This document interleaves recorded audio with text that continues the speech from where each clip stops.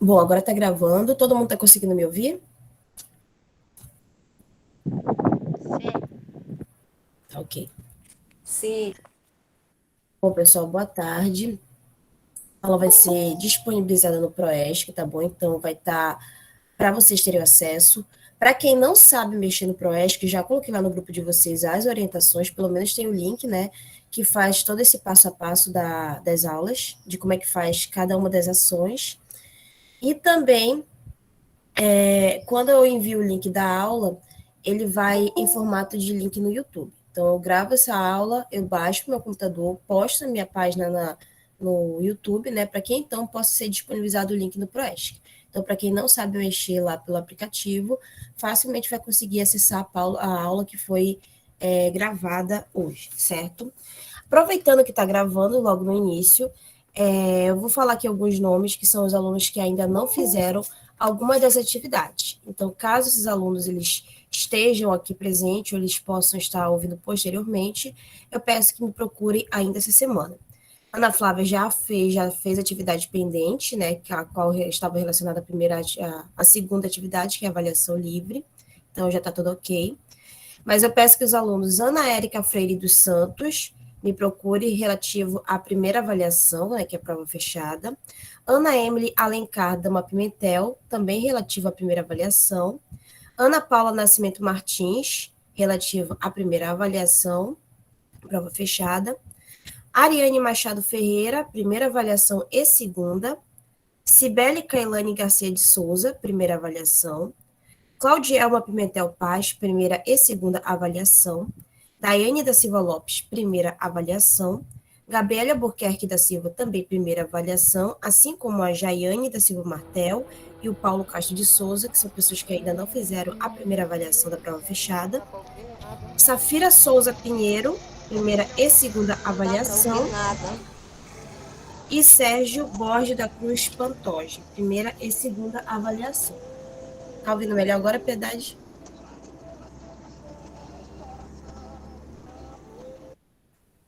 Tá. Então, esses alunos eu peço que me procurem, caso contrário, vão ficar sem uma pontuação para serem avaliados nas respectivas avaliações a qual eu já havia informado. Tá ok?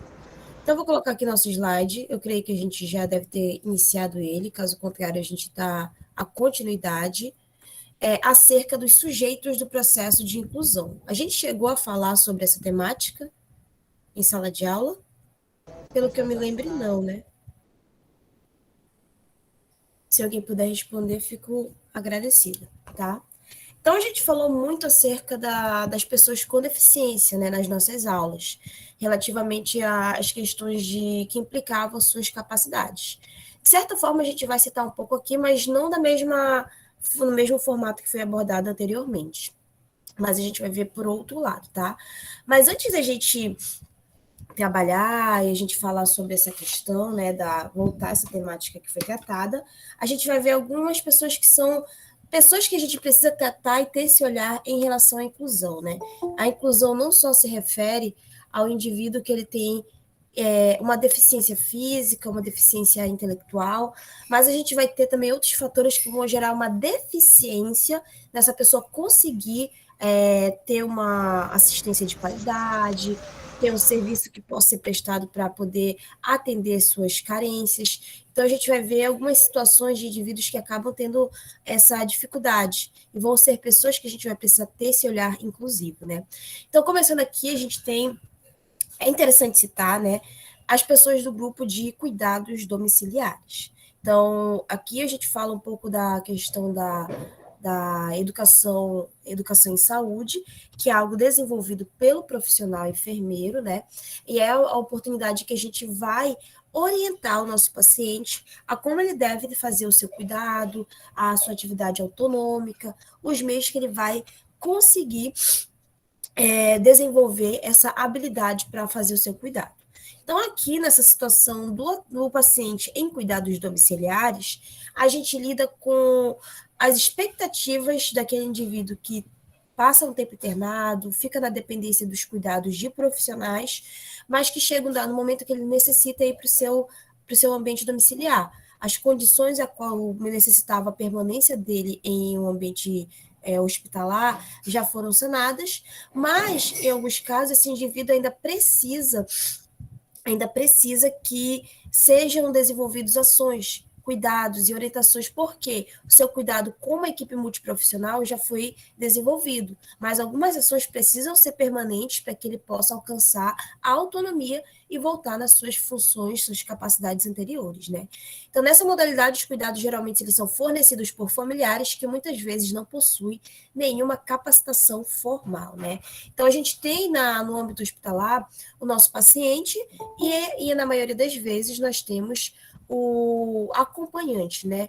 Que se dá por uma pessoa do seu âmbito familiar, no cônjuge, a mãe, o pai, o irmão. Então, a gente sempre tem, na maioria das vezes, alguém do grupo familiar tendo essa função de acompanhamento, dar esse suporte, essa atenção e essa companhia para essa pessoa naquele ambiente hospitalar.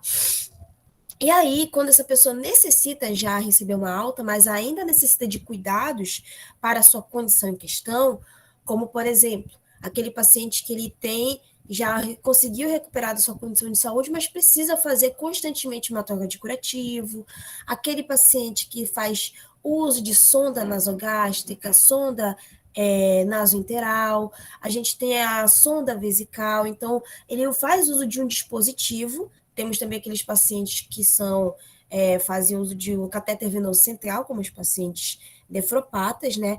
Que eles têm a utilização de um dispositivo que necessita de cuidados. E que para o profissional de saúde, a gente às vezes já tem uma certa dificuldade, especialmente no momento da graduação, para adquirir essas habilidades e conhecimentos e assim conseguir executá-lo no paciente, e que dirá para a família, que não, em alguns casos, algumas oportunidades tem alguém que é da família que é da saúde, mas salvo esses fatores, poucos têm uma familiaridade com a área e acabam tendo que assumir essa responsabilidade de fazer esse cuidado. Então, quais são os fatores que a gente vai ver que vão implicar nessa condição em relação ao processo de inclusão para esses indivíduos, né? Primeiro momento, a gente tem a falta de conhecimento, que vão ser as dificuldades encontradas nos procedimentos de cuidado em âmbito domiciliar, sendo a falta de conhecimento dos cuidadores a respeito da doença e dos cuidados necessários, gerando incerteza e insegurança, né?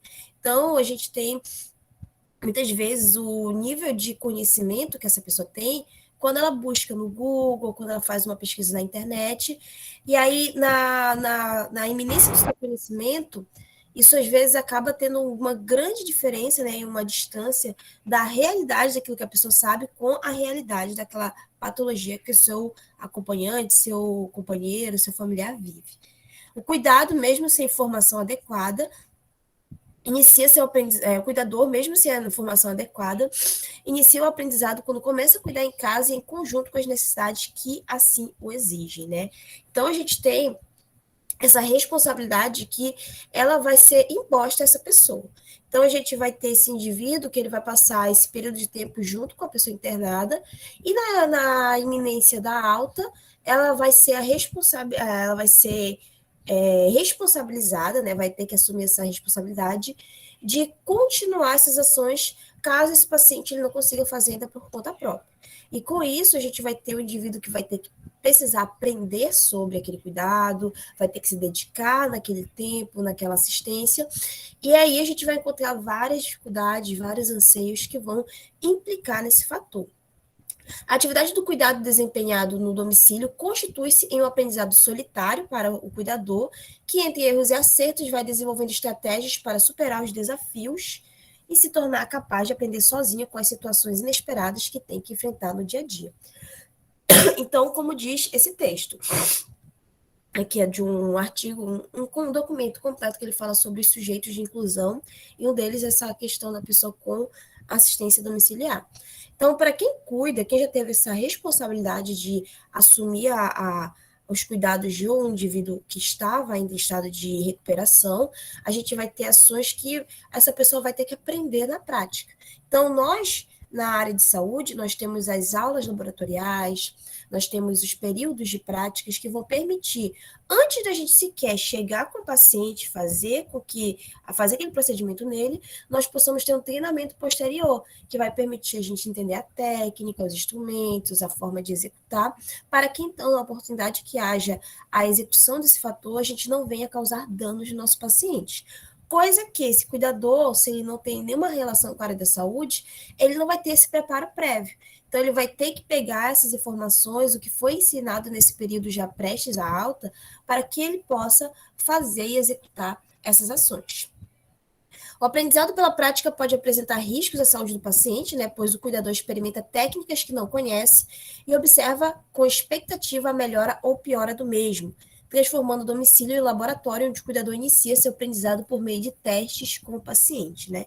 Então, acho que em todas as circunstâncias, quando a gente tem essa necessidade de um cuidado que ele vai ter que ser realizado a nível domiciliar, e a gente já não tem a permanência constante da equipe de saúde, todos esses acompanhantes, eles são orientados, assim como o paciente, sobre a forma como ele deve executar as ações. Mas, com certeza, a gente lida com aqueles fatores da dificuldade de entender, o medo de perguntar, que já é muito comum até no aluno dentro da graduação, né, dentro do ensino médio, às vezes ter receio de tirar suas dúvidas, de fazer seus esclarecimentos. E aí a dúvida passa e a pessoa deixa acumular aquela situação. Então, às vezes, lidando com a situação de pressão, com medo de perguntar e muitos outros fatores, a gente pode até ter aquele indivíduo que fala que entendeu, que sabe, que conseguiu fazer, mas que na hora de executar, ele vai lidar com um quantitativo grande de ações, dúvidas, receios e vários outros fatores que no final vão permitir que haja esse medo, essa dificuldade e até o risco de eu cometer o erro na prática com essa pessoa, certo? Nós temos na atenção básica de saúde a questão da equipe da saúde da família, equipe do ESF, né, a qual a gente tem essa assistência tanto no âmbito da unidade de saúde, né, a qual eles vão ter a responsabilidade por uma área territorial daquele bairro, daquela região da UBS, e então vão se dividir na assistência dentro da unidade de saúde, prestando serviços, atendimentos nos dias da semana, de acordo com uma agenda pré-determinada, e também eles vão ter períodos a qual eles vão disponibilizar atenção aos pacientes que estão acamados e não têm a possibilidade de receber o cuidado de estar procurando na unidade de saúde, né, na UBS, a atenção necessária de saúde. Então, a gente tem, nessas outras oportunidades, as idas da equipe de saúde que vai acompanhar aquela pessoa, vai acompanhar aquele paciente que já não consegue ter a sua autonomia de buscar o cuidado. E nessas oportunidades, a gente tem também as orientações, o fortalecimento da educação para o cuidador, para quem está recebendo cuidado, justamente na busca e iminência da melhora dessa pessoa, né?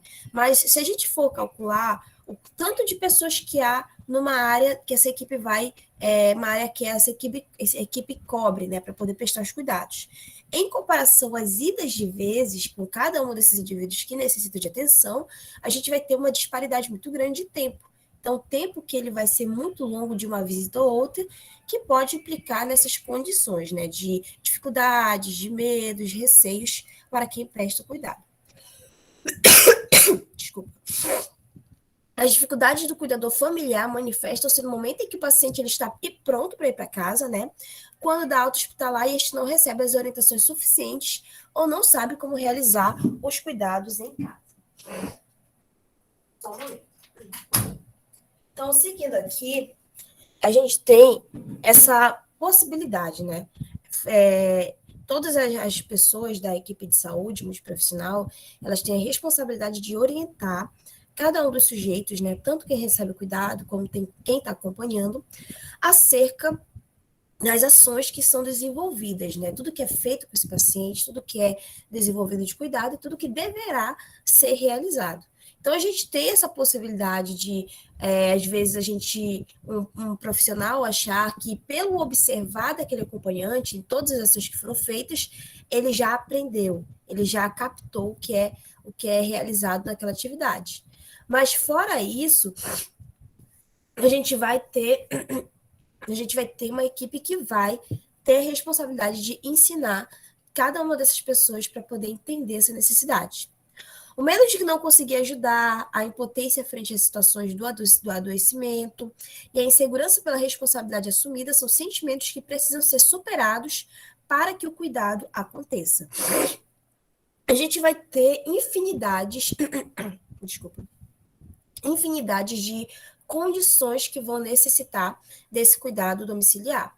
Temos as que são transitórias, né, quando esse indivíduo passa por um acidente, passa por uma condição em que ele não perde aquela mobilidade, não perde suas funções, mas precisa estar em repouso, né? E outras a gente tem aquelas condições em que aquele indivíduo passa por uma condição e aí já não tem mais o retorno da sua funcionalidade, necessitando desses cuidados constantes. Então, a gente já tem uma carga de responsabilidade, né, de segurança, responsabilidade, medo, impotência, né, que já por si só são grandes e bastante impactantes na vida de quem tem que prescrever e executar o cuidado, fora os outros fatores, né, que a gente lida, porque essa pessoa, ela presta aquele cuidado para quem está naquela iminência de cuidado.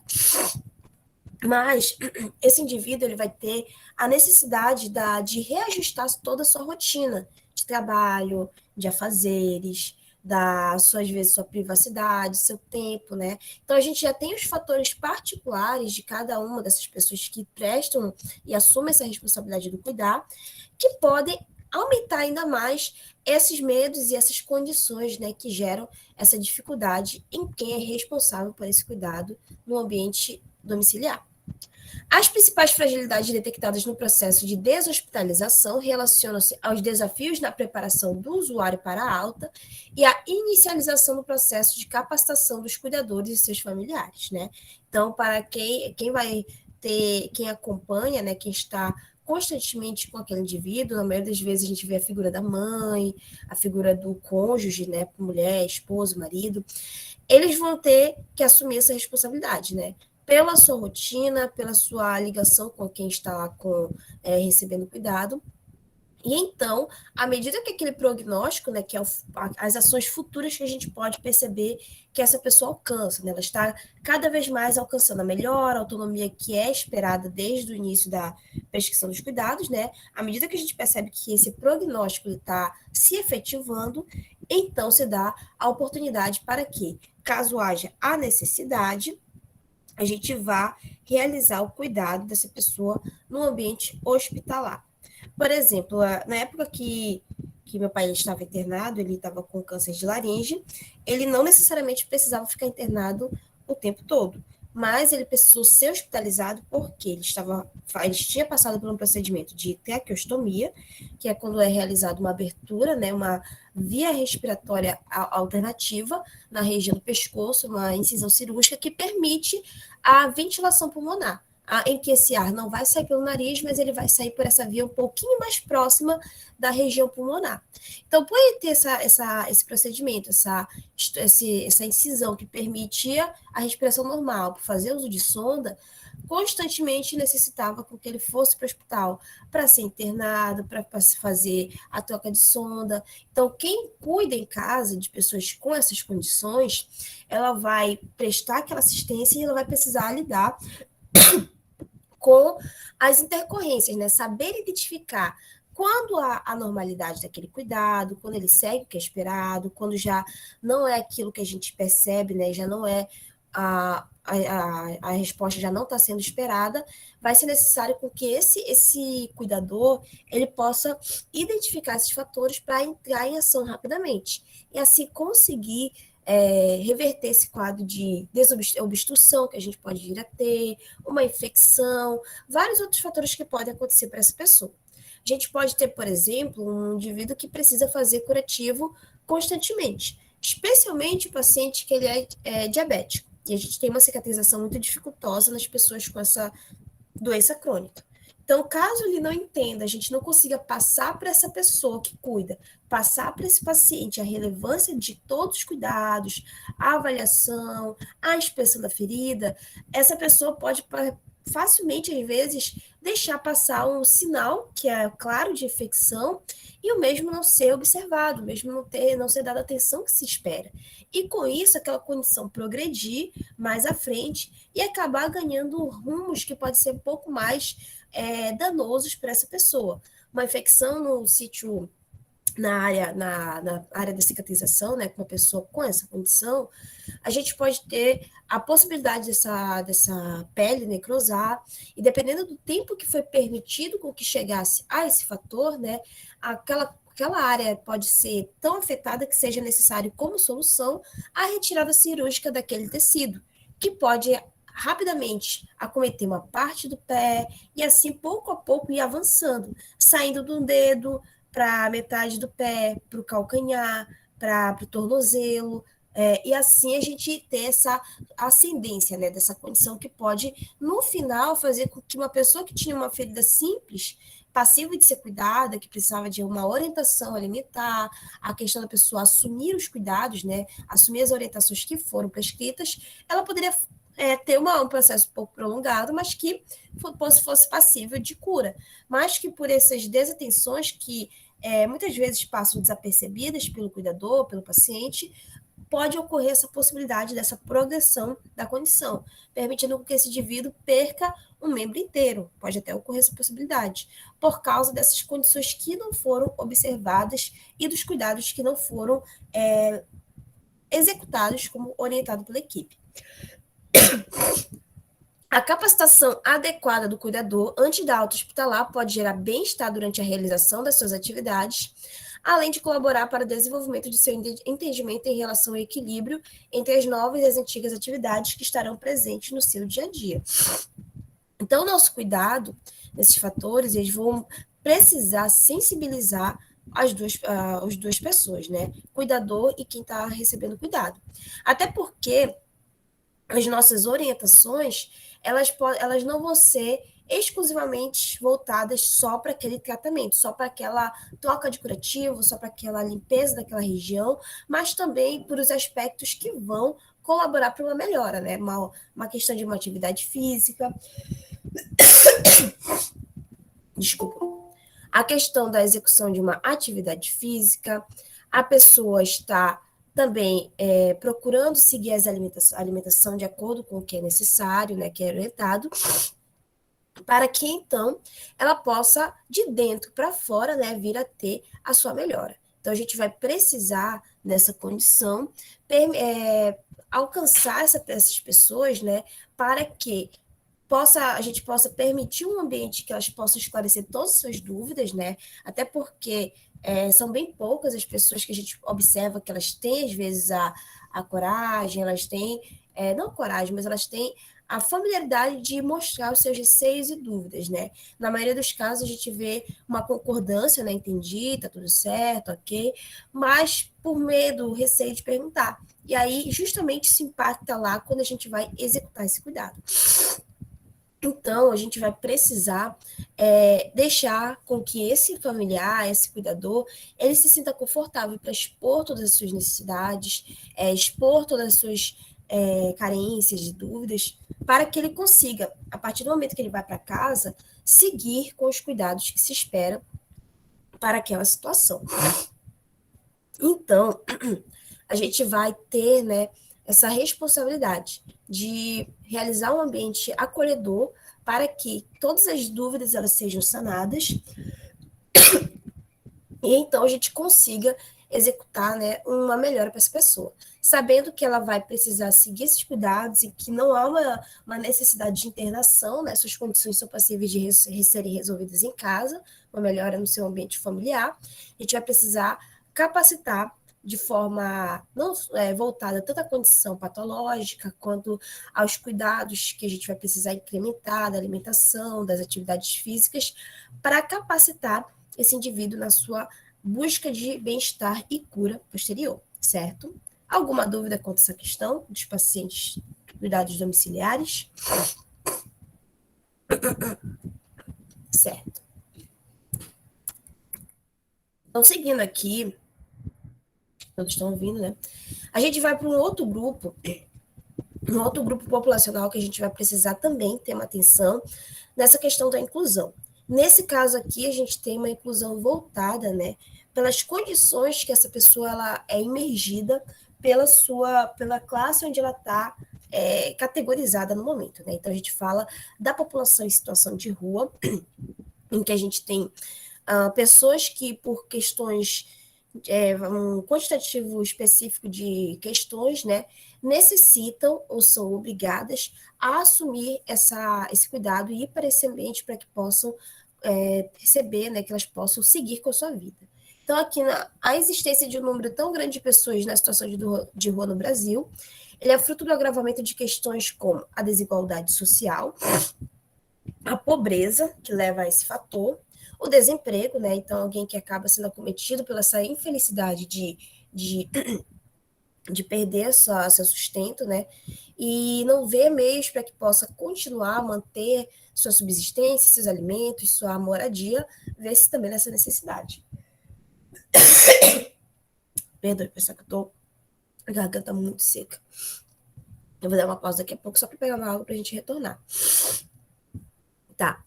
Também o preconceito da sociedade com relação a esse grupo populacional e, de certa forma, a ausência de políticas públicas para que possa dar auxílio para pessoas nessa condição. Então, a gente vai ver vários desses fatores que culminam para essa condição. O fenômeno de situação de rua, ele vai ser consequência de diversos condicionantes, como no caso os fatores estruturais, como a ausência de moradia, ausência de trabalho e, como consequência, ausência de renda, né? Então, pessoas que não têm uma estrutura física com ela possa poder permanecer, dormir, seja de sua seja da pessoa em si, né, aquela moradia ou então alugada, nas condições que ela não vai conseguir manter, ou então que de certa forma ela vai perder essa moradia, podem levar ela a estar indo para essa condição, né, passando por essa condição de estar nas ruas para poder continuar, né, para poder seguir de acordo com as necessidades.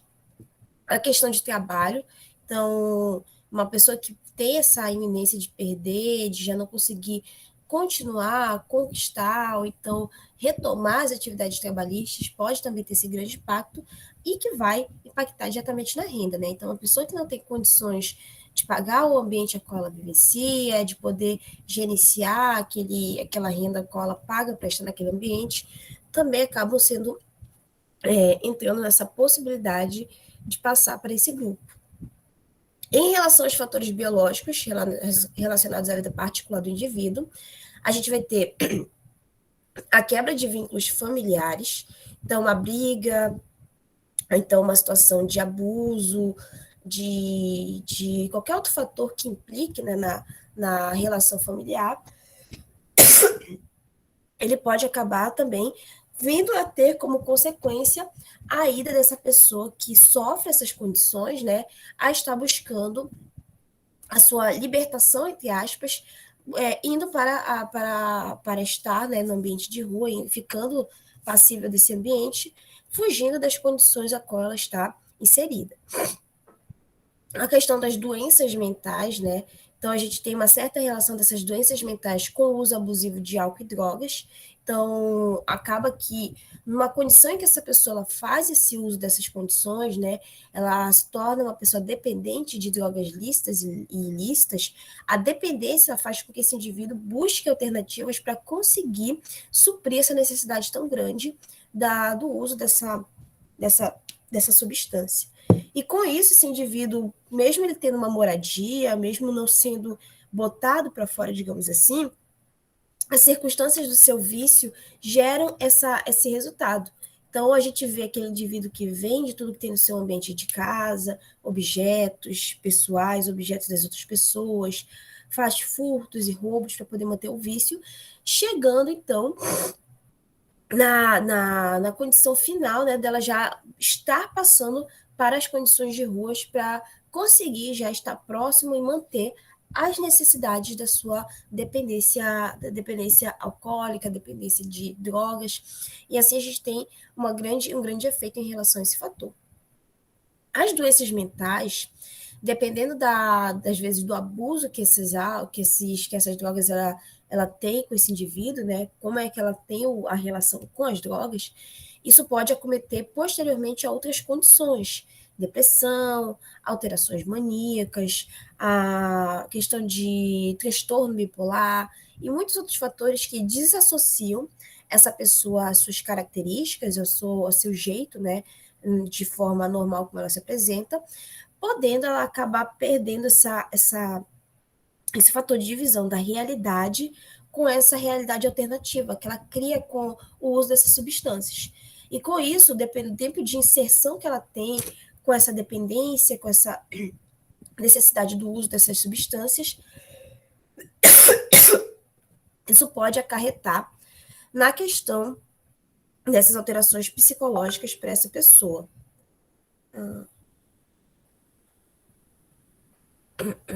E aí, nisso, a gente vai ter essas possibilidades de alterações que a gente vai encontrar nesses indivíduos, né? Podendo ser pessoas que já haviam apresentado alguma alteração mental, né? Alguma doença mental.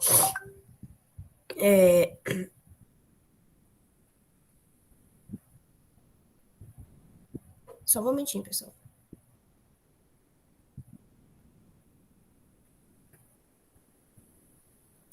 E aí a gente acaba tendo essas duas condições. A pessoa que tinha uma doença mental antes dela estar indo para essas condições de morar, né, no ambiente de rua, ou uma pessoa que nessa necessidade, né, dela estar inserida, dela estar nessa busca de seu vício, desenvolver essa condição de doenças mentais.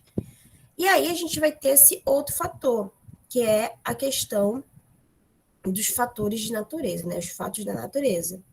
A gente vai ter, como o caso de terremotos, inundações, né?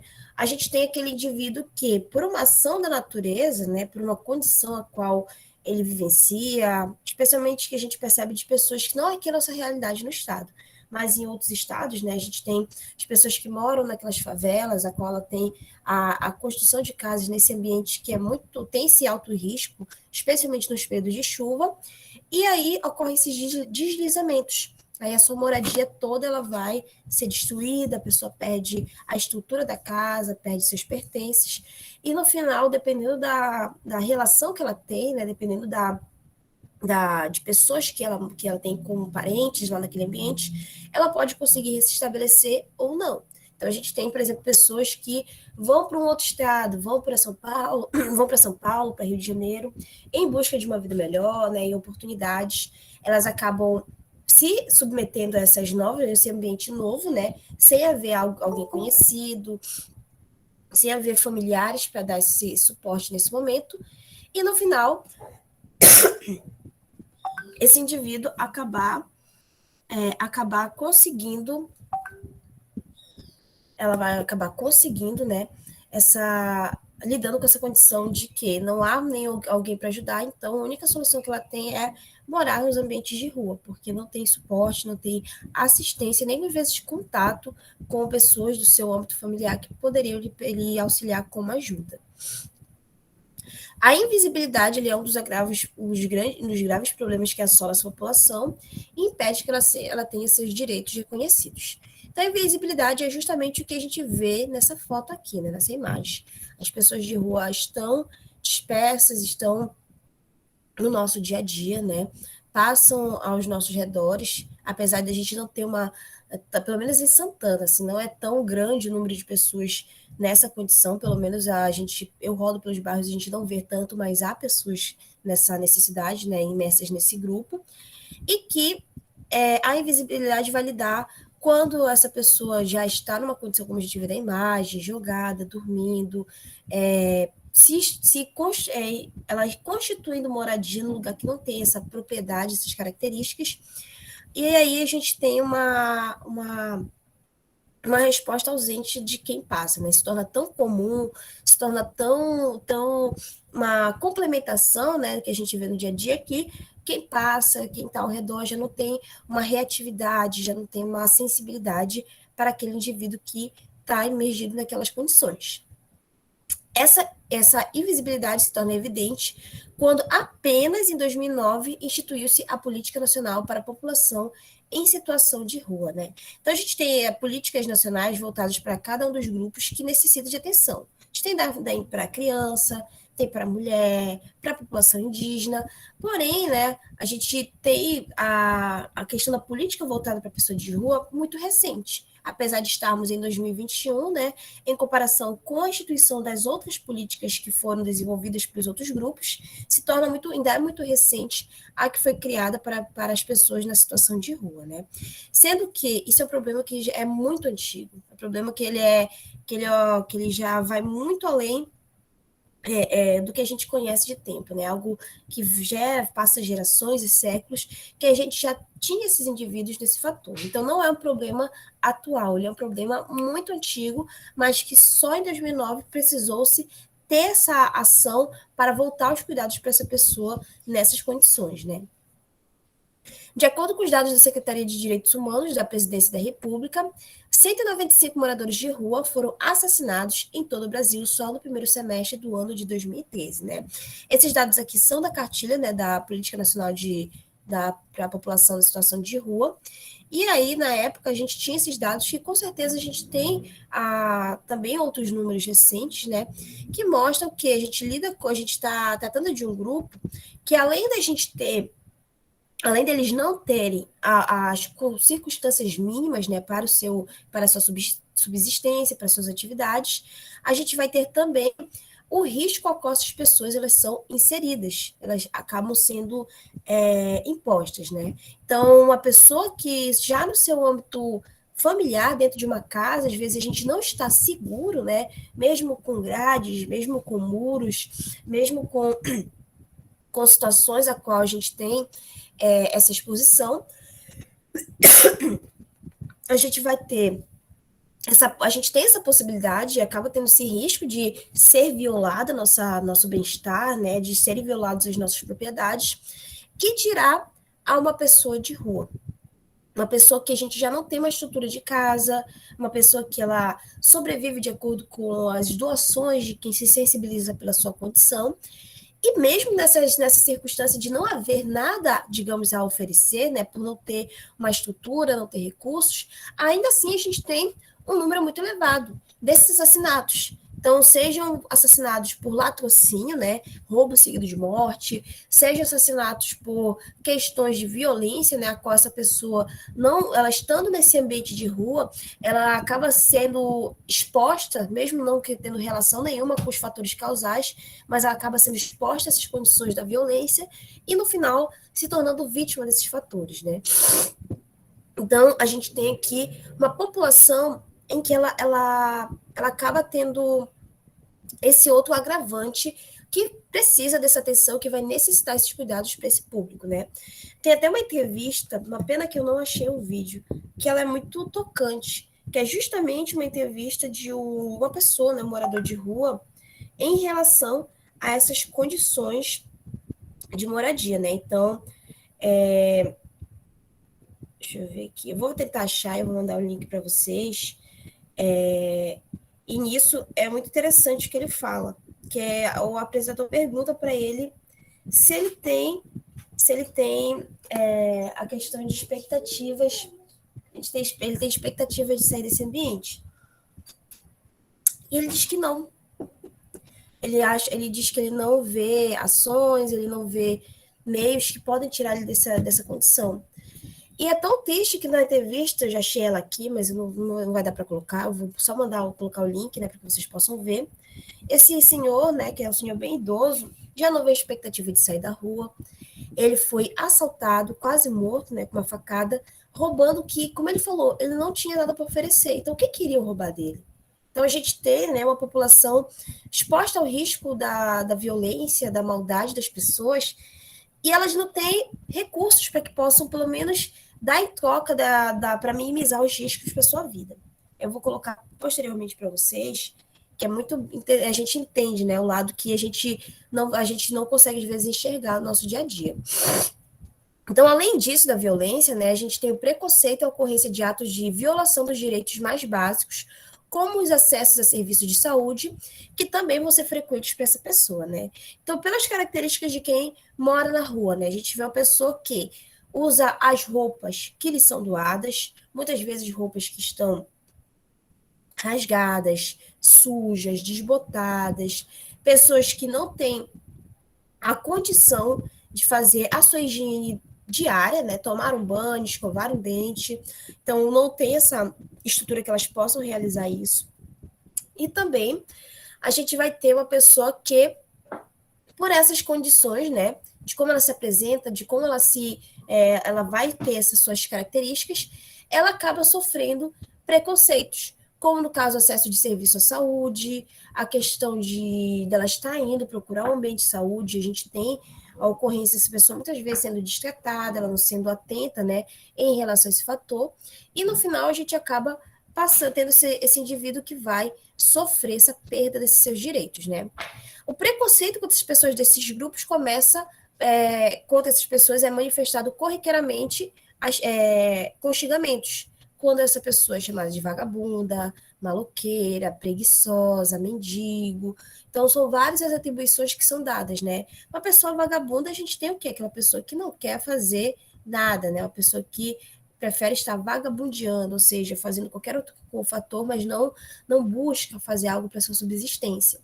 E é muito fácil a gente atribuir, né, essas nomenclaturas, sendo que não sabemos de fato o que levou aquele indivíduo para aquela condição. Então, quando se tem esse olhar, né, julgador da população, da sociedade, cada vez mais essa pessoa se sente distante dos seus direitos, né? Nós temos a Constituição Federal, nós temos o SUS, que vão falar sobre os direitos que vão ser para essas pessoas, né? Direito de liberdade, direito à saúde, direito à educação, mas que para esses indivíduos que estão vivenciando essa questão de estar morando nas ruas, né? Acabam que os seus direitos, como o próprio nome diz, que são seus direitos, elas não tenham a possibilidade de usufruir, porque pelo julgamento, pela forma como as pessoas lidam, pelos olhares de julgamento, né? A pessoa não precisa nem mesmo falar, mas a forma como manifesta só o seu olhar, a rispidez das palavras, né? Acaba fazendo com que aquele indivíduo, pouco a pouco, se sinta distante daquilo que ele pode utilizar. Então, se a gente muitas vezes mal recebido, alguém fala de uma forma ríspida, grossa conosco, isso já afeta nosso bem-estar, a gente já sente, né, aquele fator e evita querer estar naquele lugar, se sente mal por aquela circunstância, aquele evento, né?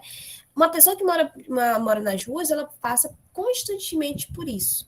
Então, em algumas oportunidades que a gente lida com uma pessoa que está impaciente, uma pessoa que já é da sua natureza ter esse comportamento, né? Nós já nos sentimos mal e aquilo afeta e marca o nosso dia a dia. Uma pessoa que mora na rua, ela passa isso praticamente todos os dias. Então, precisar pedir, precisar mostrar, fazer ações para poder mostrar o seu direito, né? Que muitas vezes não é visto e realizado as ações para que ele possa executar pelas demais pessoas. Esses modos de denominar esses indivíduos acabam influenciando a forma deles próprios a se perceberem, né? Então, nessa manifestação aqui, olhe nos meus olhos, sou ser humano, né? Que são manifestações de pessoas que acabam lidando, né, com essa circunstância, com aquele indivíduo que não é visto, que não é cuidado por quem está recebendo assistência, né, está recebendo cuidado. Uma pessoa que no dia a dia ela não é atenta, não é observada pelos outros, que pouco a pouco faz com que também ela perca a própria percepção de ser uma pessoa que compõe uma sociedade, uma pessoa que também tem seus direitos, tem as suas necessidades, e com isso, pouco a pouco, essa pessoa vai se tornando invisível de acordo com os julgamentos que são impostos à mesma, né? Diante dessa realidade, podemos concluir que é urgente o resgate da identidade da pessoa em situação de rua, né? Então, é uma pessoa que ela precisa com que sejam evidenciados os seus direitos, com que as pessoas, de acordo com os ambientes com que ela vai lidar, né, ambiente de saúde, os ambientes sociais e muitos outros fatores, qualquer pessoa que esteja na sua rotina, que esteja passando ao redor, próximo a esse indivíduo que está nessa condição, ela não imponha condições, meios, palavras, modos de tratamento, termos e outros fatores que vão, no final, diminuir, que vão apagar esse indivíduo, né, por causa da sua condição. Ela precisa, antes de qualquer outra demanda, recuperar sua própria percepção do que é ser, o que é um ser humano, como todos os outros, e após esse resgate, é necessário também afirmar essa identidade perante a sociedade e o Estado. Então, a gente tem uma pessoa que não escolheu ir para a rua. Dependendo de, exceto em alguns casos, né, que a gente tem condições, tem situações em que, devido às circunstâncias que a pessoa vivencia, especialmente quando a gente lida nas questões de álcool, drogas, né, que esse indivíduo vai viver nesse ambiente para ter mais proximidade, é muito comum ver essa prática. Nos outros fatores, como a gente viu anteriormente, né, a gente pode ter um meio, né, uma forma em que essa pessoa não tem outra saída, não tem alternativas, não tem modos para conseguir gerar a subsistência daquela sua moradia, não tem mais para onde ir porque perdeu a sua estrutura, seu ambiente familiar, e com isso ela não tem outras alternativas. O único meio que ela consegue ver, né, como saída é estar imergida nesse ambiente de rua. Então, a gente tem pessoas que passam por essa necessidade. Não é uma escolha, mas é uma ação necessária e como última alternativa que é vista por essas pessoas. Precisamos passar a olhar os moradores de rua como pessoas que vivem numa situação precária, mas que possuem muitas potencialidades, direitos, e é preciso um olhar mais cidadão, né? Então, a gente vê uma pessoa que ela está naquela condição, né? Que eu acho que um dos julgamentos que as pessoas mais fazem, tipo, que eu vejo, pelo menos, né? Falar, essa pessoa ela tem perna, ela tem braços, ela pode muito bem trabalhar, enquanto tem outros que estão de cadeira de rodas, a gente faz essa ligação, né, com as pessoas com deficiência, aí fazem esse julgamento em cima de quem está nessa condição, julgando que por ele ter braços, por ele ter pernas, ele pode muito bem conseguir, né, conseguir ter essa possibilidade de conseguir um emprego, de fazer uma ação, então sair daquelas condições. Mas a gente tem, querendo ou não, a questão da condição de ele estar aí emergido, né, morador de rua, como ele é classificado atualmente, indo muito à frente da questão das suas capacidades. É que nem a pessoa que a gente falou lá nas temáticas anteriores, né, sobre a pessoa com deficiência. Antigamente a gente via muito a deficiência da pessoa, então era o portador de deficiência, era a pessoa com necessidades especiais, então a gente via de cara a questão dessa limitação que essa pessoa tinha e não via justamente os outros fatores. Conhecimento, capacidades, habilidades que esse indivíduo tinha. E praticamente da mesma forma, né, a gente pode ver a pessoa nessa condição. Por quê? Esse indivíduo, ele é morador de rua, mas ele sabe fazer o trabalho. Não sei se vocês já viram, né, mas tem aquelas pessoas que, mesmo morando de rua, mas elas prestam seus serviços, falam que elas conseguem fazer, capinar o quintal, fazer outra coisa, mas o que acontece? Por que ela não recebe essa oportunidade que as pessoas acham que é fácil dela conseguir? Porque vem os julgamentos. Ela pode roubar, é um ladrão, trombadinha, a pessoa vai querer fazer algo errado, né? Então, sempre tem um julgamento por cima que vai anular as capacidades desse indivíduo. Então, por ela estar na rua, primeiro o julgamento que vai vir a ter é que essa pessoa é uma ladrona, que essa pessoa ela tem essas condições, né, de que podem causar risco para quem for empregá-la. Então, vão ser jogados sempre em cima esses preconceitos, né, essas preconcepções que essas pessoas criam nas pessoas que estão nessa condição de rua, o que no final não vai permitir essa oportunidade, né? O que é muito fácil para qualquer um julgar, só tu conseguir emprego, vai capinar o quintal, manda o currículo, como se isso fosse uma solução muito fácil, né? A gente está nos dias atuais que emprego a gente não consegue tão facilmente. Então, a gente está no estado, aqui no Amapá, nossa realidade, em que muitos estão indo embora daqui porque emprego está difícil. Então, para uma pessoa que tem currículo, uma pessoa que tem formação, uma pessoa que tem graduação, uma pessoa que tem especialização, não é fácil muitas vezes de conseguir emprego, né? A gente tem uma facilidade quando há uma indicação dentro daquele local, se tem uma pessoa conhecida que vai te dar oportunidade, quando tem uma indicação política, né? Que é praticamente a gente tem muitas pessoas que vivem nessa condição política, né? De ser chamado por dar seu voto para uma pessoa, conseguir votos para o candidato, e também para o concurso público. Então, a gente tem praticamente limitado aqui no nosso estado. Alguém que te indica e vai te dar o emprego, a questão do político que vai te puxar e vai te dar o emprego, que não é temporário, que não é permanente, né? Temporário até seu mandato, até ele querer ou não que você permaneça lá, e o concurso público, que é o mais estável dessas três opções. Fora isso, nós vivemos num estado que ele é muito dificultoso para empregos. Então, a pessoa mais qualificada possível, ela já recebe muitos nãos, ela tem o seu currículo muitas vezes ignorado, e aí a gente olha para o indivíduo que está um pouco mais inferior, né? Que ele já não tem essa formação, pode não ter essas especializações, e ainda por cima está nessa condição de rua. Então a gente vai ter já uma dificuldade que é geral para todos, mas que vai ser muito mais agravante para quem vive nessa situação.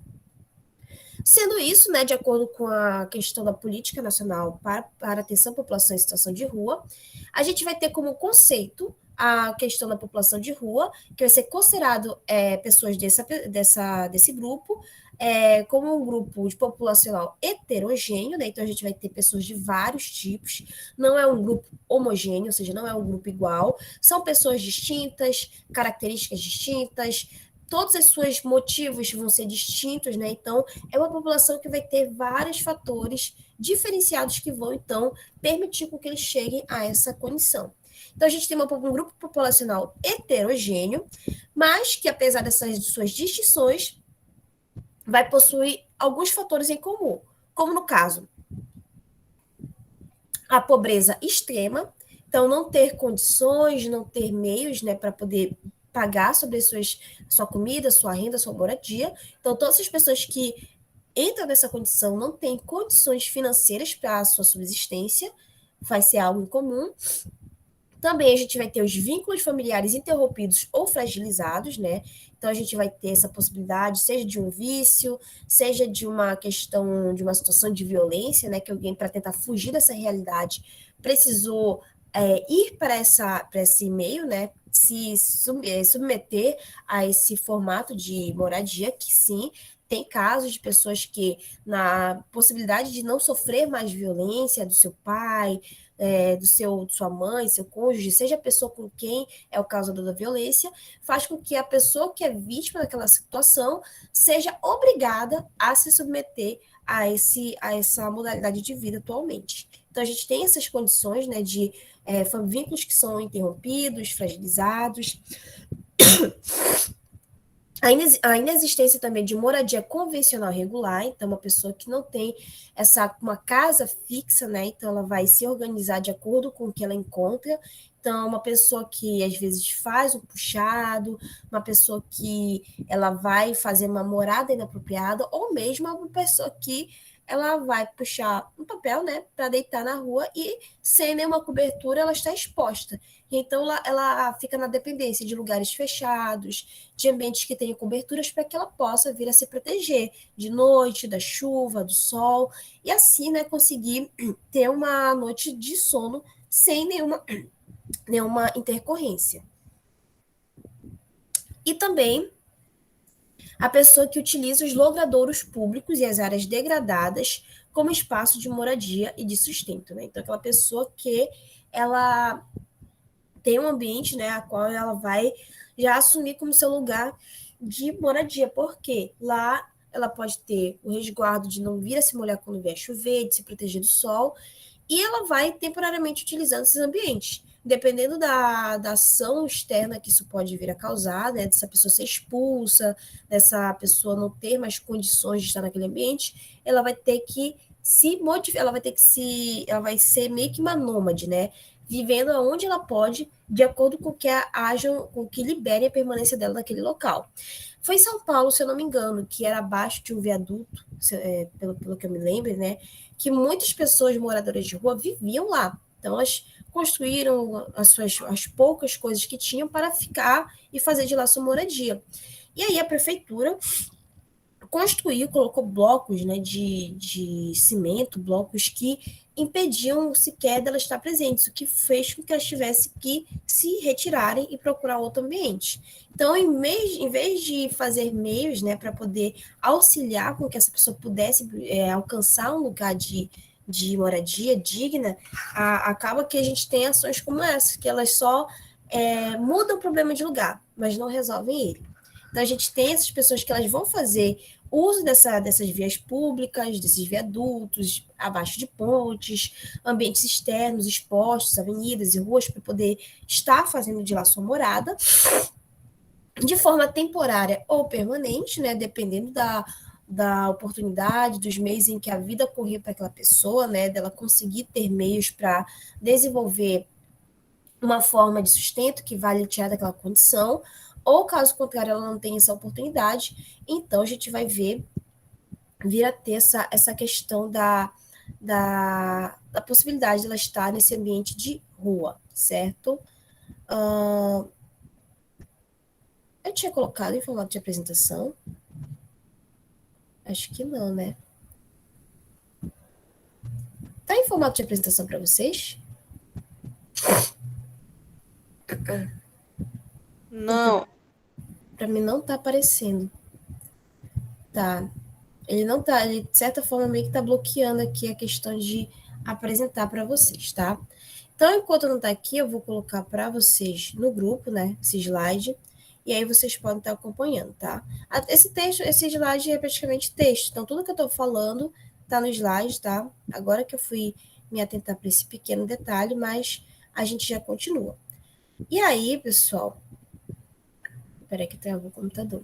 Então, a gente tem essas pessoas que vivem de forma temporária ou permanente, bem como as unidades de acolhimento para pernoite temporário ou como moradia provisória, né? Então, há alguns ambientes em que essa pessoa tem a oportunidade de passar uma noite, de estar em um dado momento naquele local, né, para poder conseguir dormir de forma digna e adequada, mas que vai permitir agora, apareceu, que vai permitir a sua possibilidade, né, delas conseguir ter uma vivência, passar um momento, né, nem que seja do seu dia para estar naquele local, para que então ela consiga ter uma noite de sono adequada, tá? Peraí que tá carregando aqui. Não sei se está aparecendo, né? Agora. Tá aqui. Então, o que eu estava lendo para vocês é justamente esse conceito acerca do que vem a ser a população em rua. Então, quais são as características dessa pessoa? Então, de forma geral, né, pessoas que moram em rua, né, elas vão estar lidando com essas 4 condições características: pobreza extrema, vínculos familiares interrompidos ou fragilizados, inexistência de moradia convencional regular e utilização de logradouros públicos e áreas degradadas como espaço de moradia e de sustento. Então, as pessoas elas vão ter em comum essa característica, né, devido ao seu fator causal dela estar nesse ambiente de rua. Em 2008, o Ministério do Desenvolvimento Social publicou a Pesquisa Nacional sobre a População em situação de rua, que identificou nas 71 cidades em que foi realizado 31.922 pessoas adultas em situação de rua, né? Então, a gente tem um número que com certeza já é o dobro desse que foi pesquisado em 2008, que mostra, né, a realidade de quantas pessoas convivem nessas condições mínimas, né, mínimas, não é nem básicas, são mínimas de subsistência. Então, os principais motivos que levam essas pessoas a irem para esse local, segundo essa pesquisa, é 28,8% o desemprego.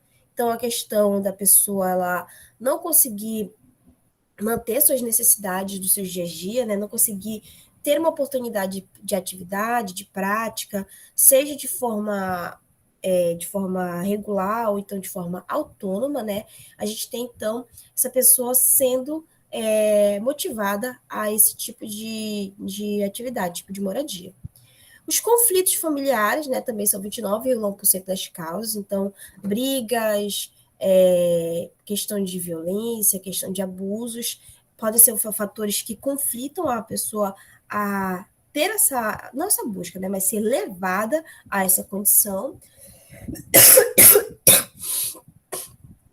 Também, o alcoolismo e as drogas, né, vão ser um dos maiores fatores, com 35,5% de casos.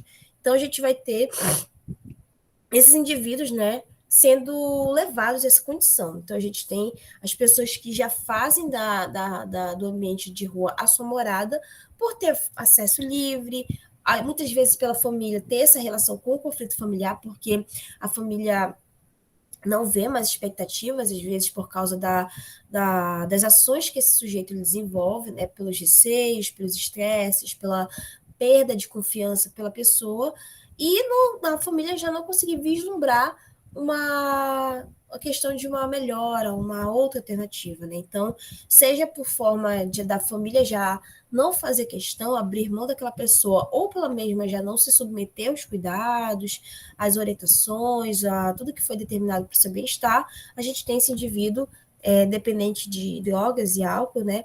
Ele buscando esse tipo de moradia.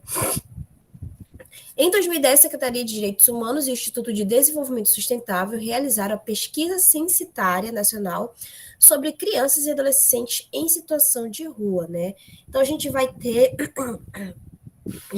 a questão também de muitas crianças que fazem parte dessa população, sejam as crianças que nascem nessas circunstâncias, né? Nós temos as mulheres que porventura acabam engravidando, estando na condição de rua, e aí então a criança já nasce nesse aspecto, já nasce nessa realidade, sem conhecer a questão de um ambiente, um lar, uma rotina. E também a gente tem o outro lado, da criança que vivenciava no ambiente, estava numa casa, tinha uma rotina, tinha uma instituição familiar, né? E no final perde-se essa estrutura e também ela é imergida nesse ambiente. A gente tem diferentes motivos que podem levar as crianças também, algumas de forma autônoma, a procurar, né, a ir para a situação de rua. Algumas a gente tem, como eu falei anteriormente, a criança que nasce nessa realidade. E a gente vai ter também a questão da criança que, por conta própria, né, pelos fatores causais, ela pode vir a querer buscar essa alternativa. Então, como um dos principais motivos, a gente tem brigas verbais com o pai, com a mãe, com os irmãos, né? Dependendo das circunstâncias, da característica desse âmbito familiar, a gente pode ter uma atitude tão radical quanto a essa, né? Dessa criança, desse adolescente buscar buscar essa liberdade, que é um outro motivo, né? E acabar se submetendo a essa moradia. Violência doméstica também, né? Então, uma criança, um adolescente que vivencia essa realidade, sendo sujeito, né, a essas circunstâncias de abusos constantes, de violência submetida, ela também pode vir a buscar e acabar se submetendo a esse ambiente. E também a busca por liberdade. Então, a gente tem várias situações, seja quem busca por conta autônoma, ou então a criança que, na tentativa de se proteger, na tentativa de se salvar, né, das circunstâncias que ela vivencia na sua casa, ela vai, então, para essa condição de estar morando nas ruas. Um marco no reconhecimento dessa população foi a instituição da Política Nacional para a População em Situação de Rua e do Comitê Intersetorial de Acompanhamento e Monitoramento, em que se tem como objetivos, né, a gente vai ter essas duas políticas que vão dar suporte para as pessoas nessa condição. Como falei anteriormente, é uma questão recente, né, atenção para a população de rua. E então, a criação dessa política e desse comitê vão dar o suporte para as necessidades básicas e direitos que a população nessas condições necessita. Então, a gente vai ter como objetivos assegurar o acesso amplo, simplificado e seguro aos serviços e programas que integram as políticas públicas de saúde, né? Então, essa pessoa ter direito a fazer, a buscar serviço, buscar o atendimento de saúde de acordo com as suas necessidades. Questão a educação, né? Conseguir receber educação, receber cuidado, ter um ensino também de qualidade. A previdência e a assistência social, a questão da assegurar moradia para essas pessoas, a segurança, a cultura, o esporte, lazer, trabalho e renda, que são direitos comuns a todas as pessoas, que também são direitos que as pessoas nessas condições têm, e essa política vem reforçar ainda mais essa questão, que acaba sendo meio que esquecida e não é observada pelas pessoas que deveriam prestar e fornecer os direitos, né, e as ações das práticas desses direitos. Também garantir a formação e capacitação permanente de profissionais e gestores para atuação no desenvolvimento de políticas públicas intersetoriais, transversais e intergovernamentais direcionadas às pessoas em situação de rua, né? Então, uma política voltada para um grupo que vai trabalhar em prol dessas pessoas, né? Para que essa questão da vivência em rua, ela não seja algo permanente para essas pessoas, né? Mas que elas possam buscar meios para que seja algo temporário e então elas consigam essas oportunidades que vão permitir ganhar e ter suporte essa questão de moradia, a questão de suas atividades, permitindo então sair desse ambiente de exposição, desse ambiente de riscos que ela vivencia. Desenvolver ações educativas permanentes que contribuam para a formação de cultura e respeito, ética e solidariedade entre a população de rua e os demais grupos sociais, de modo a resguardar a observância dos direitos humanos, né? Então, ter ações que a gente vai conseguir contribuir com esse indivíduo, né? Para que ele possa ter meios e alternativas para que, então, a permanência nesse ambiente de rua seja temporária, como falei anteriormente, né, não se torne uma constante e uma determinação na vida dessa pessoa. Implantar centros de defesa dos direitos humanos para a população em situação de rua também vai ser determinado aqui para garantir os direitos para essas pessoas. Outras conquistas obtidas pela população em situação de rua foram a contagem oficial por parte do IBGE, que a gente vai ter a identificação no censo, né? No caso, já entraria recente nesse censo de 2020. Então, o IBGE ele avalia toda a questão da população de acordo com as suas características, idade, de acordo com todos os fatores avaliativos, né? A questão de emprego, renda.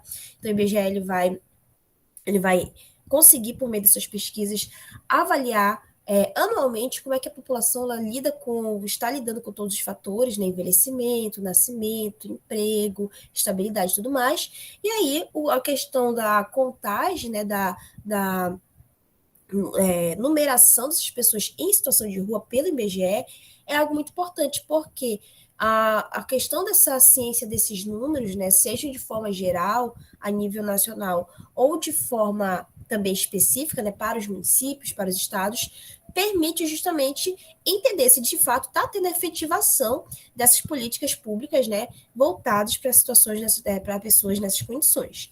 Então, esses números, né, se a gente tem uma crescente desses números de pessoas que moram em condições de rua, isso pode dar o diagnóstico de fato, a gente está tendo uma efetivação ou não dessas políticas. Então, a importância de ter esses dados, né, para o IBGE são de suma importância justamente para que a gente veja a população no todo.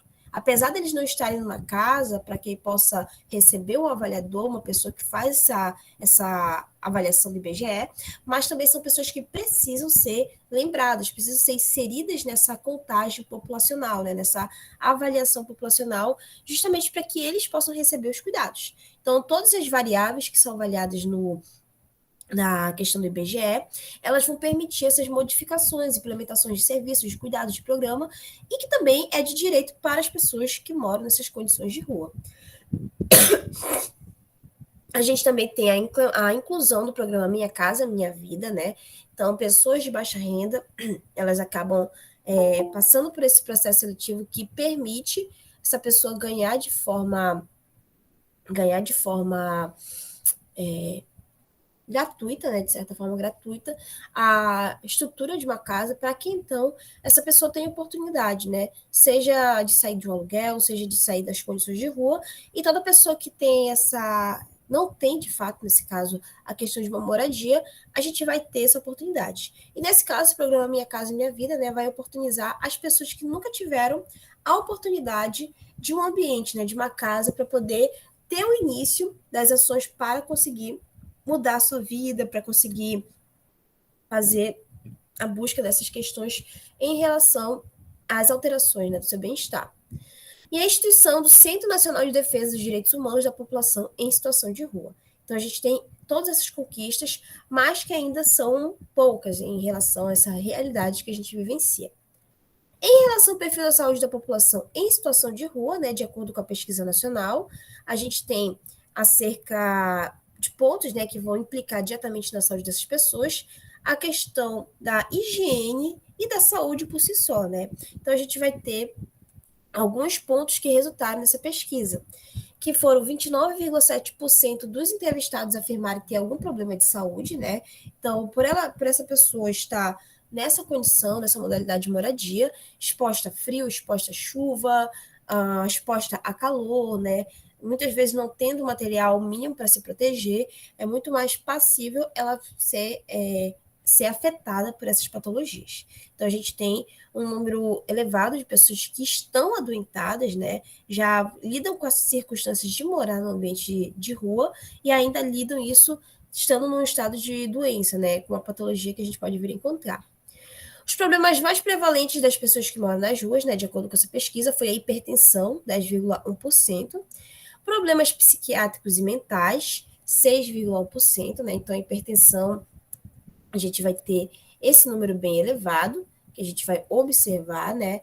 A gente tem uma disponibilidade de atendimento e acompanhamento para pessoas com essas condições, mas que, por se tratar de pessoas de rua, a gente, de certa forma, tem relatos de indivíduos nessas condições que sentem uma certa dificuldade, um acesso dificultoso, um contato mais restrito aos serviços de saúde, o que implica facilmente dessa condição progredir, dessa patologia levar ao seu mal-estar e assim modificar a sua qualidade de vida. Problemas psiquiátricos e mentais, a gente tem um número mínimo, né, 6,1%.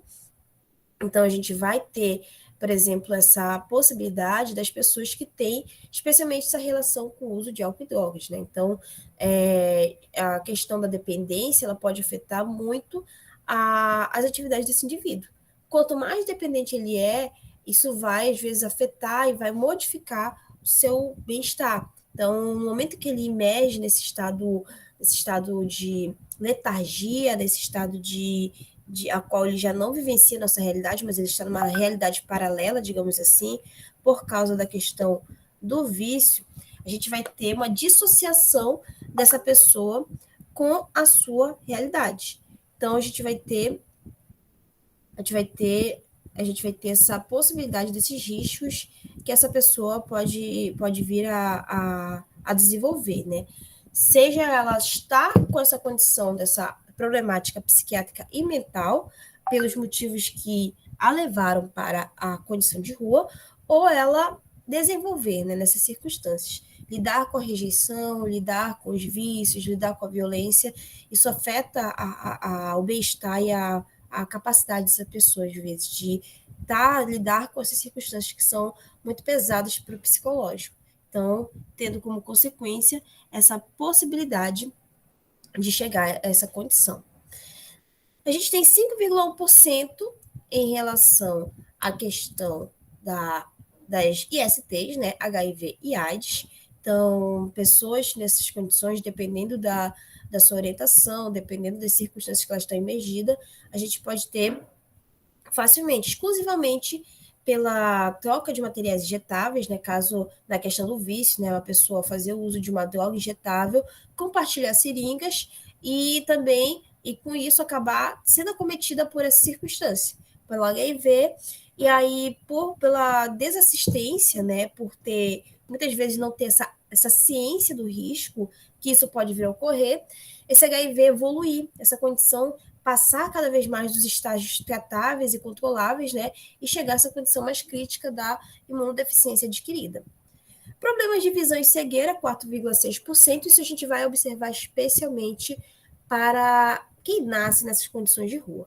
Então, problemas de visão e cegueira, né, é mais fácil a gente observar na questão a gente vai ver muito a questão congênita. Então, de forma adquirida, sim, é possível ter problemas de visão, ter uma alteração na acuidade auditiva, mas a gente tem um impacto muito maior na perda total da visão, na perda total da audição, no processo de gestação. Então, uma mulher que mora nas ruas, não recebe a questão de uma assistência de pré-natal, não faz nenhuma consulta de pré-natal, não usa nenhuma medicação, né, para poder se prevenir contra males posteriores, a gente pode ter um risco muito grande dela desenvolver essas condições. Então, tem a rubéola, citomegalovírus, toxoplasmose, que vão, então, acabar trazendo risco para que essa criança que está sendo gerada desenvolver essas consequências posteriores.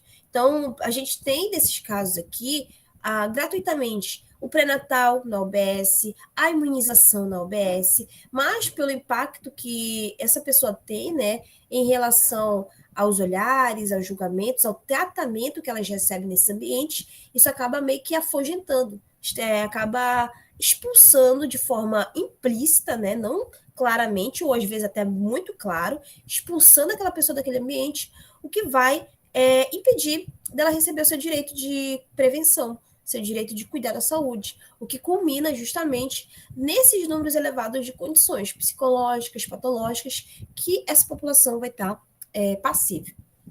18,7% dos entrevistados afirmaram que fazem uso de algum medicamento e nos postos e centros de saúde são os principais meios de acesso a eles, né? Então, há um quantitativo de pessoas que têm saída nesse ambiente de saúde para conseguir buscar os recursos necessários para o seu cuidado.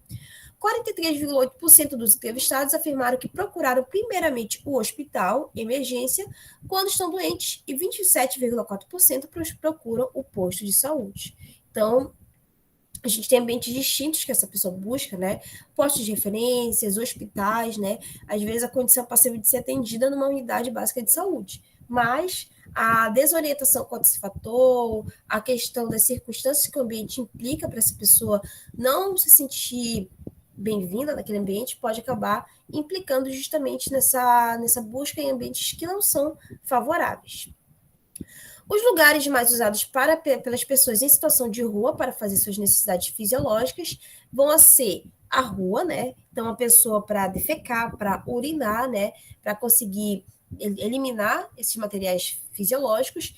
Grande parte realiza isso na rua, né? O que pode culminar em risco para essa pessoa, de fato, para essa pessoa que está inserida naquele local, e também um risco que vai abranger as pessoas que estão naquele redor daquele local, por causa que esses materiais podem vir a ter interação com a água e no final isso se espalhar e trazer alterações de saúde para quem tem um contato com aquele local. Também, 25,2% fazem suas necessidades em albergues e abrigos, 21,3% em banheiros públicos, né? Aqui, por exemplo, em Santana, a gente não tem banheiros públicos distribuídos. Então, a gente tem o quê? Uma pessoa que mora nessa condição que ela vai precisar, acho que na maioria dos casos, se ater com essa primeira alternativa, né, de fazer na rua. O que vai ser julgado por quem vai ver, né? Uma pessoa que está fazendo com que as vias públicas elas fiquem sujas, elas fiquem com maus cheiros, mas que, por alternativas, não há outro meio. Então, aqui, albergues, banheiros públicos, a gente tem aqui essa possibilidade da pessoa ter esse ambiente que permita ela ficar e vivenciar o seu dia, a sua noite naquele local. Estabelecimentos comerciais e casas de amigos e parentes, né? Só se por acaso alguém vier a permitir, né? Coisa que dificilmente alguém faria para alguém que não conhece, né? Especialmente uma pessoa que ela tem o pré-julgamento e cedeu espaço à sua casa para que ela possa fazer essas suas necessidades, né? Então, por essas condições, isso culmina nesse valor mais elevado das pessoas terem que usar as ruas para as suas necessidades. Então, a gente tem essa possibilidade, né? Que pode trazer infecções, riscos para a saúde dessa população, e assim acabar culminando nessas condições que vão inferir no seu estado de saúde, né? Então, a gente tem também a questão que foi recente, né? O fator que não foi aprovado a distribuição de preservativos para as mulheres de rua, né? Então, a menstruação é algo que é decorrente da vida inteira dessa mulher. No momento que ela entra, ela desenvolve, tem sua primeira menstruação, vai ter até a sua faixa dos 40 anos, 45, 50 anos, vai depender de mulher para mulher, a sua vida menstrual, né? Ela vai ter mensalmente menstruação. E para quem não tem a oportunidade de ter um absorvente, né? Como é que faz para poder se limpar, para poder se manter aciada nesse período? Sendo que a gente tem um sangue que vai ficar escorrendo frequentemente, com mais força, mais desconforto, traz desconfortos, né? Que por si só, muitas vezes, já mancha as roupas de quem usa um absorvente, se ele vem com fluxo muito forte. E para quem não tem um material, para quem não tem um pano, para quem não tem nada que possa conter essa perda sanguínea, isso pode trazer muito mais desconforto, julgamentos e muito mais fatores, né? Então, a gente tem as condições básicas de higiene muito precárias para quem mora nessa condição. Além desses dados, é importante destacar que entre essa população são recorrentes os relatos de recusa para ir para as unidades de saúde, devido a episódios de mau atendimento em hospitais, de negação ao atendimento e impedimento de entrada nas unidades de saúde, né? Então, aqui é a resposta do porquê a gente tem um alto índice elevado, um índice elevado, né, de complicações, de problemáticas de saúde para essas pessoas. Como eu falei, né, pelo julgamento, pelo que as pessoas veem, já e aplicam, já generalizam, né, para pessoas nessa condição, acaba que ocorre esses episódios que não deveriam ocorrer. Nós temos que prestar uma assistência, né, que seja para todos, sem julgamento. Então, isso está como nosso dever em relação ao nosso Código de Ética. Lá na questão da Constituição Federal, fala que a saúde é do direito de todos. Se todos, ele abrange a todos, sem exceção, né, incluindo a população de rua, mas as pessoas, né, pelas suas crenças, pelos seus achismos, podem acabar querendo limitar algo que é de direito de uma população em geral. Seja pela forma como essa pessoa se veste, seja pela forma como essa pessoa ela está higienizada, acabam inibindo e acabam retirando o direito que é seu de receber o cuidado de saúde. A exposição aos problemas de saúde em que a população de rua está exposta ocorre devido à vulnerabilidade à violência, né? Então, uma pessoa que pode vir a sofrer riscos, acidentes, uma violência, né? De alguém que for tentar fazer o mal para esse indivíduo, pode causar também essa problemática de saúde. A alimentação incerta e sem condições de higiene. Então, a gente vê, por exemplo, aquelas pessoas que pegam em ambientes de lixeira, pegam uma comida, um alimento que está passado, um alimento que pode trazer distúrbios gastrointestinais, que pode trazer doenças para essa pessoa, mas que é a única alternativa que ela tem, não tem uma outra opção.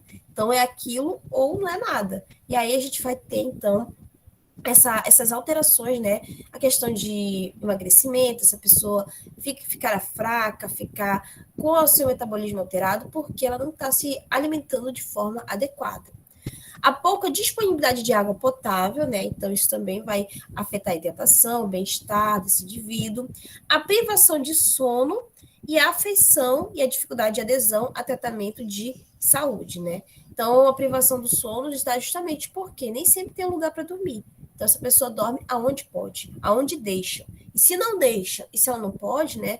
O sono, ele por si só, ele vai afetando a questão psicológica, o bem-estar, a nossa responsividade. E aí a gente ficar muito tempo sem dormir, isso afeta o nosso comportamento, isso afeta o jeito como a gente age, podendo causar atividades mais agressivas, meios mais críticos de resposta que essa pessoa vai ter. Não que ela seja daquele jeito, mas é justamente a alteração do metabolismo psicológico devido ao tempo muito prolongado de vigília, que ela fica acordada. Então, a gente pode vir a ter essas condições, né, que também podem afetar o psicológico, trazendo condições psiquiátricas, né, mentais. E a dificuldade na adesão ao tratamento de saúde devido à questão, se for orientado uma alimentação adequada, se for orientado a questão de cuidados que ele deve prescrever, coisas que ele deve custear, né, para a sua questão de saúde, isso fica dificultoso para a sua realidade. Alguns dos problemas de saúde mais recorrentes dessa população, né, que são citados nesse manual, vão ser os problemas nos pés, muitos andam descalços, não tem algo para poder calçar, uma sandália, um sapato, o que faz ficar exposto a cortes, a perfurações, a questão do calor, né? Então, o calor, por exemplo, desse horário, 2 horas da tarde que a gente tem aqui no nosso estado. Um calor desse de 5 horas já é quente, então imagine um horário mais quente ainda, né? De 2 horas. E esse calor do chão, ele afeta, né, a estrutura e pode trazer questão de queimaduras para quem anda descalço e por necessidade, porque não tem nada a calçar, né? Então, os problemas nos pés vão ser recorrentes por não haver questão de calçado para essa pessoa, infecções pelo que ela se alimenta, pelo que ela vem a ingerir, né? a ausência de água potável vai culminar exclusivamente nisso. Também as ISTs, AIDS e HIV, né? Então, as doenças sexualmente transmissíveis podem vir a ocorrer nessa realização, né? Da ação sexual sem haver uma proteção, uso de camisinha ou coisas do tipo, pela dificuldade do acesso. Gravidez de alto risco, justamente porque essa mulher vai estar no ambiente de rua, exposta a doenças, exposta a perigos, em condições totalmente desfavoráveis para o desenvolvimento gestacional, que vai implicar nessa condição, vai implicar nessa dificuldade de conseguir fazer, gerar sua gestação de forma adequada. Então, o estresse, a alimentação, a desidratação, o vício, caso seja uma realidade, podem culminar numa gestação crítica para essa mulher. Doenças crônicas, que essa pessoa pode vir a ter, diabetes, a questão de hipertensão, consumo de álcool e drogas, saúde bucal, então a pessoa que tem alterações, dificuldades, perda de dentes, isso vai pouco a pouco afetando a sua alimentação, podendo trazer problemáticas posteriores, e tuberculose são a grande lista de condições que a gente vai ver primariamente relacionadas a esse fator, certo?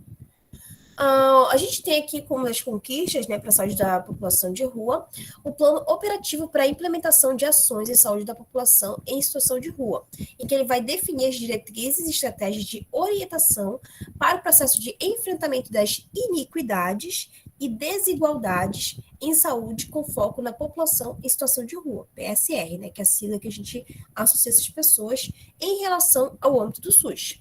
Então, como objetivo geral, definido para esse plano, a gente vai ter o garantir o acesso às pessoas em situação de rua às ações e serviços de saúde, né, que são seu direito, e elas têm o acesso livre, que deve ser livre, né, para elas conseguirem ter uma atenção à sua saúde, garantir os riscos, reduzir os riscos da saúde decorrente aos processos de trabalho na rua e nas condições de vida, né, evitar com que isso possa causar problemáticas posteriores e maiores para essas pessoas, melhorar os indicativos de saúde e da qualidade de vida das pessoas em situação de rua. E isso a gente vai ver essa efetivação desses objetivos, né, por meio de alguns eixos, né, que essa estratégia ela vai ter planos que vão ser divididos em eixos para conseguir abordar todas essas condições e objetivos dessa política, tá? Para a gente finalizar aqui, e que a gente tem um slide grande, né? Então não vai dar para fazer ele todo, que eu tenho aula daqui a pouco da noite.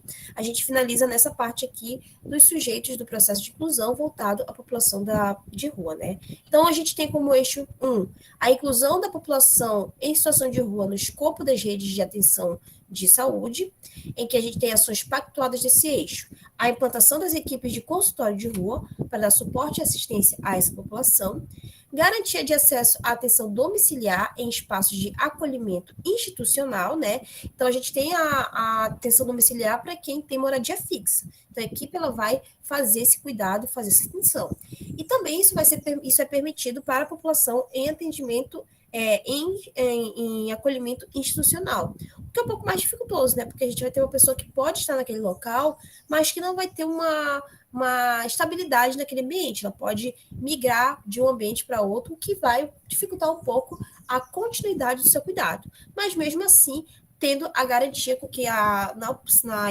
iminência de cuidados a equipe possa prestar essa atenção. A capacitação das equipes de urgência e emergência para atendimento à população de rua, né, de suma importância, e a inclusão da população em situação de rua no escopo das políticas de atenção à saúde para grupos específicos, né? Então, cada grupo, mulher, homem, crianças, deficientes, tem suas especificações e também isso vai ser salientado dentro dessa questão dessas políticas. No eixo 2, promoção e vigilância em saúde, as ações que vão concretizar esse eixo é intensificar a busca ativa e os tratamentos supervisionados para o controle de doenças infecciosas, né, inibindo e diminuindo ainda mais esses casos e essas condições para a melhora do bem-estar dessa população. Temos aqui o carregador que vai descarregar. Também a gente vai ter a questão de controlar e reduzir a incidência de tuberculose. Tá antigo esse termo, né, DST, mas é IST o termo utilizado atualmente, né, para as infecções sexualmente transmissíveis e AIDS e outros agravos recorrentes nessa população, e propor para pactuar as estratégias que garantem acesso dessa população às vacinas disponíveis no SUS, né? Então, permitir a questão do controle das infecções sexualmente transmissíveis, das patologias infecciosas, né, que podem causar esse mal-estar, que pode causar essa problemática de saúde para essas pessoas, assim como também a prevenção por meio da imunização disponível para esses indivíduos, para toda a população e para eles também, ser evidenciada a necessidade e o seu direito. No eixo 3, educação permanente e saúde na abordagem da saúde da pessoa na situação de rua. Como ações definidas, tem a capacitação e sensibilização de profissionais de saúde para atendimento a pessoas nessa condição, né? Então, voltar a estudos, meios e capacitações são relevantes e necessários para que haja a forma adequada de cuidado, a atenção às suas necessidades, né, de uma forma específica, para que seja feito um cuidado de qualidade e humanizado. Inserção da temática da pessoa na situação de rua no módulo de educação à distância para cursos de formação voltado para profissionais de saúde, né? Então, assim como a gente viu as deficiências, a relevância de entender a limitação de quem tem uma dificuldade física, intelectual e mental, também entender as limitações e dificuldades de pessoas nessas condições. Fomentar a pesquisa com foco na saúde da população e a situação de rua, né? Isso permite a gente conseguir identificar fatores que muitas vezes não são tão evidenciados. E elaboração de material que informe a população de situação de rua sobre o SUS e as redes de atenção à saúde, né? Deixá-los cientes dos seus direitos e aonde conseguir buscá-los, né? Diante de uma necessidade no cuidado de saúde. No eixo de fortalecimento da participação e do controle social, a gente vai ter concretizado por meio das seguintes propostas, né? Que no caso vem apoiar a formação e sensibilização de lideranças do movimento social da população em situação de rua, né? Ter pessoas para representar e assim trazer a voz de quem não é ouvido e nem quem é visto, né? Pela invisibilidade que essas pessoas passam. Articular e fomentar com gestores estaduais e municipais a capacitação de conselheiros de saúde sobre a temática saúde da população de rua, com participação de entidades ligadas ao tema, né? Produzir e publicar material sobre a saúde da população em situação de rua destinado a gestores e a profissionais de saúde, justamente para que eles possam, diante, né, da possibilidade de atender uma pessoa nessa condição, entender suas necessidades e prestar um cuidado viável e humanizado. Apoiar encontros regionais sobre a saúde das populações em situação de rua e instituir comitê técnico de saúde para essas pessoas desse grupo ou referência técnica nas instâncias estaduais e municipais.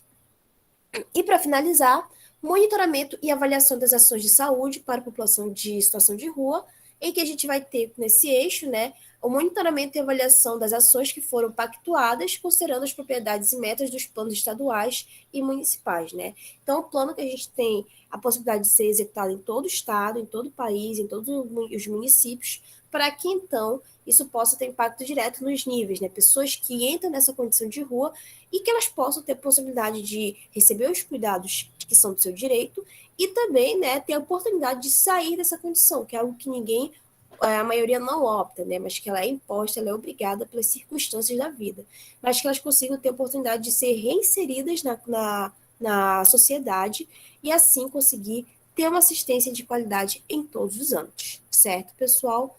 Então, aqui eu finalizo a questão da nossa aula, tá ok? Todo mundo conseguiu entender? Áudio ficou bom? Deu para conseguir ouvir?